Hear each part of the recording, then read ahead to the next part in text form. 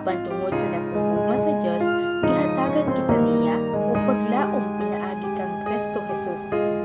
Nga mao ang atong kaluwasan ug kinabuhi nga walay katapusan. Ang kamatayon dili mao ang katapusan alang sa mga nagtuo, kundi usa ka puntahan ngadto sa walay katapusang kinabuhi uban sa Ginoo. Sa katapusan pagahugman sa Dios ang tanan, ang buhi ug ang nangamatay.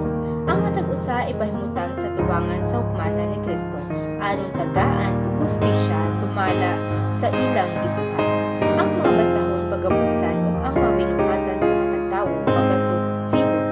Ang Dios matarong dili siya magapanuko sa paghatag sa hustisya nga angay sa tanan.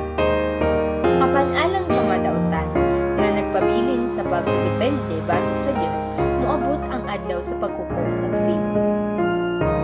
Ang kalayo ug kapungot sa Dios mao ang katapusan sa sala ug sa tanang dili maghinulsol. Si Satanas nga mao ang ginugdan sa kasalan, igatambog sa linaw nga nagdilaab ug kalayo, ug didto siya magapadayon nga walay katapusan. Ang sala ug ang kasakit mawala na dayon. Pagkahuman sa tanan, ang Dios makahimo og bag-ong langit ug bag-ong yuta alang sa iyang mamatan. Wala nay kasakit, kasuko o kamatayon.